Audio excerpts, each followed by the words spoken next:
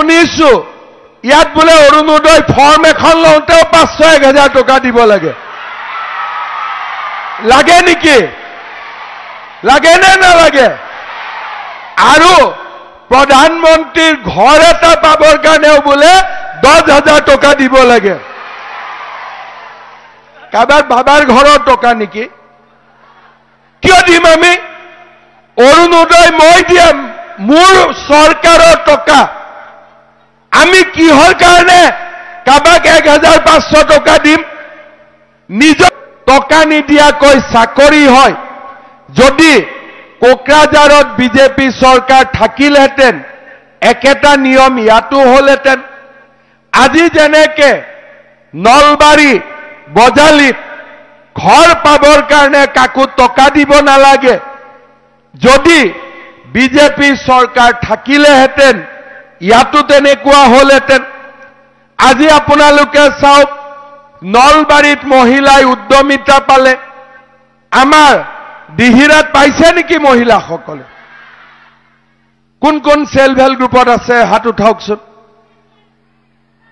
সবে আছে কিন্তু 10,000 টকাটো আহিছে নেকি নলবাৰীত পালে নে নাপালে নলবাৰীত পালে বাক্সাত পোৱা নাই যদি আজি বিজেপিৰ চৰকাৰ থাকিলেহেঁতেন আগবেলা নলবাৰী পিছবেলা বাক্সা পিছদিনাখন মানস হৈ গলহেঁতেন আজি আমাৰ নলবাৰীত সকলো পৰিয়ালে অৰুণোদয় পাব দিহিৰাত ইমান মহিলাই পোৱা নাই আৰু মোৰ মনটো বেয়া লাগে কাৰণ এতিয়া অৰুণোদয় মানে 1250 টকা নহয় 1 জানুৱাৰীৰ পৰা অৰুণোদয় লগত আমি গ্যাস কিনিব গ্যাসৰ সিলিন্ডাৰ কিনিবৰ কাৰণে আৰু 250 টকা যোগ কৰি দিম তাৰমানে কিমান হল 1250 আৰু 250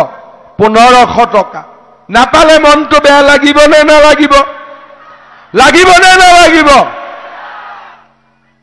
আজি ৰেশন কাৰ্ডত আমি চাউল দি আছিলো 1 নৱেম্বৰৰ পৰা ৰেশন কাৰ্ডত আমি কম দামত দালিও দিম নিমখো দিম আৰু চেনিও দিম নিগনিবিলাক থাকিলে পুৰা বস্তু পাব জানো আপোনালোকে পাব জানো হিয়তি কি কব এবাৰ আহাই নাই এই মাহত এই চৰকাৰে এনে কৈছে যি দিছো তাকে লৈ যা কব নে নকব কিন্তু একবাৰ যদি নিগনি এন্দুৰবিলাকক মাৰি পেলাও আপোনালোকে চাউলো পুৰা পাব দালিও পাব নিমখো পাব তেলো পাব আজি আমাৰ বিজেপি চৰকাৰখনে নিযুত মইনা আঁচনি লৈছে যদি বিটিচিত আমাৰ চৰকাৰ থাকিলেহেঁতেন যদি অসমৰ পৰা 1,000 টকা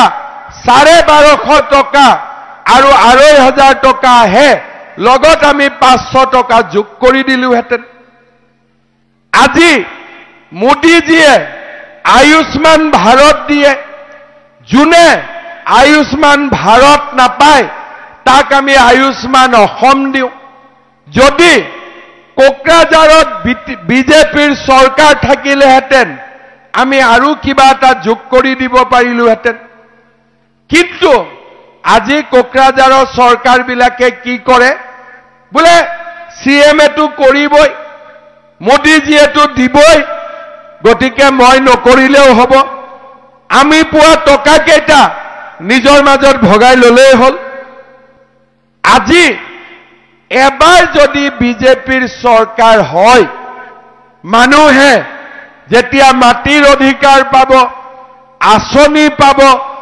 টকা নিদিয়াকৈ চাকৰি পাব ৰাস্তা ঘাট হ'ব পৰিবেশ একেদিনাই হলনি হৈ যাব বিটিআৰত কোনো ধৰণৰ কাজিয়া পেছাল খং ৰাগ একোৱেই নোহোৱা হৈ যাব সেই কাৰণে আমি এখন নতুন বিটিআৰ নিৰ্মাণ কৰিব লাগে যিখন বিটিআৰত সকলোৰে সমান অধিকাৰ থাকিব কোনো দ্বিতীয় শ্ৰেণীৰ নাগৰিক নহব, সকলো প্ৰথম শ্ৰেণীৰ নাগৰিক হ'ব পাৰিব লাগিব। লাগে নে নালাগে? আৰু সেই কাৰণে ৰাইজ এইবাৰ সুযোগ হাতৰ পৰা যাব নিদিব। এইবাৰ যদি আমি জিকিব নোৱাৰো, আমাৰ যদি চৰকাৰ নহয় আৰু সোনকালে চৰকাৰ বনোৱা সম্ভৱ নহব। কিন্তু এবাৰ যদি বিজেপিৰ চৰকাৰ হয়, বিজেপিৰ চৰকাৰ সদায় থাকিব। বিটিআৰত কেৱল মাত্ৰ বিজেপিৰ চৰকাৰে হ'ব আৰু কোনো পাৰ্টিৰ চৰকাৰ ইয়াত নাথাকিব। 2025 চনৰ ইলেকশ্যন সেইকাৰণে আটাইতকৈ বেছি গুৰুত্বপূৰ্ণ আৰু সেইকাৰণে আমি সবেই কষ্ট কৰিছো। আজি দিনত মই 4খন মিটিং কৰিম, আবেলি আকৌ ওদালগুৰিত সমদল কৰিম, ৰাতি টংলাত গৈ সমদল কৰিম। ৰঞ্জিত দাস, চন্দ্ৰ পাটোৱাৰী ঘূৰিয়ে আছে, ফণী তালুকদাৰ ঘূৰিয়ে আছে। কিয়? এইবাৰ আমি হাতৰ পৰা সুবিধাটো যাব দিব খোজা নাই। আমাৰ কাৰণে নালাগে, যোনে জিকে, হাগ্ৰামা জিকিলেও মোৰ লগতে থাকিব, ওলাই যাব নোৱাৰে। প্ৰমোদ বড়ো থাকিলেও বিজেপিৰ লগতে থাকিব। কিন্তু ৰাইজৰ লাভ নহব, মোৰ লাভ হ'ব। মই মুখ্যমন্ত্ৰী হ'ব লাগে, কবা দাদা আপোনাক আমি সাপোৰ্ট কৰিম, মোৰতো একো লছ নহব। কিন্তু ৰাইজ যেনেকে আছিল তেনেকেই থাকিব। ৰাইজৰ কাম নহব। সদায় বিটিআৰত আমাৰ মানুহখিনি পিছ পৰি থাকিব লাগিব। সেইকাৰণে মোৰ কাৰণে নহয়, মানৱৰ কাৰণে নহয়, আপোনালোকৰ কাৰণে নহয়, আমাৰ উঠি অহা প্ৰজন্মৰ কাৰণে এইবাৰ আমি বিটিআৰত বিজেপি চৰকাৰ বনাব লাগিব। আমি যিসকলে দীঘলীয়াকৈ সংগ্ৰাম কৰিলো, আমি আৰু বহুত দিন নাথাকো, কিন্তু সব সিজিল লগোৱাবৰ কাৰণে, সব ব্যৱস্থা কৰি যাবৰ কাৰণে এইবাৰ আটাইতকৈ ডাঙৰ সুবিধা। সেইকাৰণে মই হাগ্ৰামাক কৈছো যে নহয় বিজেপি অকলে ইলেকশ্যন খেলিব। প্ৰমোদ বড়ো কৈছো নহয়